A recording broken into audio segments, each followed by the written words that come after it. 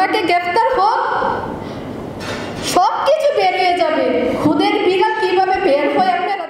আমি কার জন্য কান্না করবো বলেন? মার জন্য না, ভাইয়ের জন্য না, বোনের জন্য?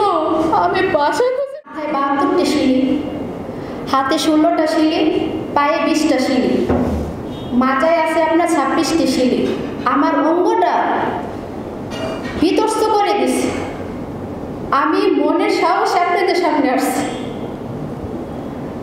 আমি বাসায় বুঝাতে পারবো না আমি কতটা যুদ্ধ করে বেঁচে আছি। আমাকে অনেক কষ্ট দিছে। আমি মেডিকেলে শুয়ে থেকে প্রতিনিয়ত বলছি আমার স্বজনদের সাথে যদি আমাকে নিয়ে যেতে অনেক ভালো ছিল। বিশ্বাস করেন, এত নির্মমভাবে কেউ করে মারে না। আমাকে যখন আঘাত করে আমি দৌড়াচ্ছি আর আমাকে রামদাদি কুবাইতেছে। আমার কিছু বলার ভাষা নেই। বাংলাদেশে কোনো বিচার নেই, আমি কোনো বিচার পাইতেছি না। আজকে প্রায় 2 মাস হয়ে যেতেছে ঘটনার 3য় দিন র্যাব কর্তৃক কিছু আসামি ধরার পর আজও পর্যন্ত কোনো আসামি ধরা হয়নি।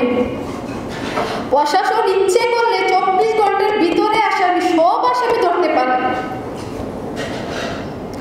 আমার মা বিএমপি করতেন, যার জন্য ওই আমলে উনি একজন মহিলা, ওনাকে ইচ্ছে করলে ধর্ষণ মামলা দিতে পারবে না, মার্ডার মামলা দিতে পারবে না, অস্ত্র মামলা দিতে পারবে না।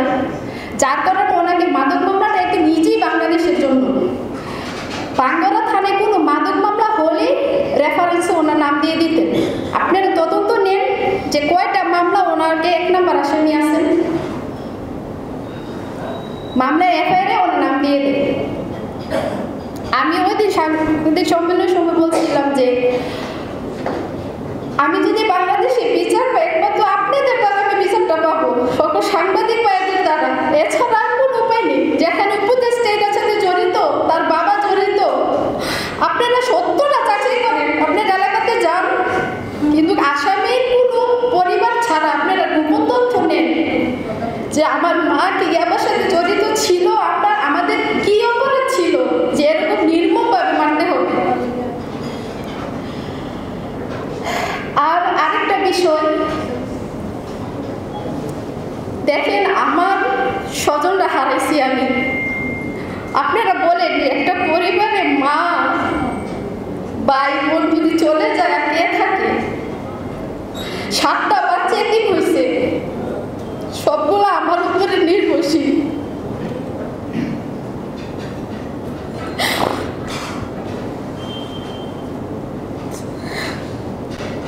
আমি কার জন্য কান্না করবো বলেন? মার জন্য না, ভাইয়ের জন্য না, বোনের জন্য? আমি বাসা খুঁজে পাই না আমার এই ঘটনাটা মনে হইলে। আমি ওদিন সাংবাদিক সম্মেলনে বলেছিলাম যে আমার প্রথম দাবি হচ্ছে উপদেষ্টা আসিফের বাবা বিল্লাল মাস্টারকে গ্রেফতার করার। ওনাকে গ্রেফতার হোক, সব কিছু বের হয়ে যাবে। খুদের বিড়াল কিভাবে বের হয় আপনারা দেখবেন। কিন্তু এটা করা হয়নি। শিমুল চেয়ারম্যানকে অ্যারেস্ট করা হয়নি, শরীফকেও করা হয়নি, বাসিরকে, রফিককে, মেন যে লিডারগুলা কাউকে করা হয়নি। আজকে একটা মিথ্যা অপবাদ দিয়ে মামলাটাকে দাফা দেওয়ার জন্য চেষ্টা করতেছে। আর আমরা আমাদের স্বজন হারাইছি। আমরা কোনো দল বিদলের পক্ষে কথা বলতেছি না, আমাদের কোনো দল নেই। এখানে আসিফ মাহমুদ দোষী করতেছে পিএমপি রে, আমরা বলতেছি কারণ ওইটা কোনো দেখার ফ্যাক্টই নেই এদের। আমরা কি কোনো দল বিদলের পক্ষে কথা বলতেছি? যারা এটার সাথে জড়িত কোনো মেন আসামি এখন পর্যন্ত অ্যারেস্ট হয় নাই।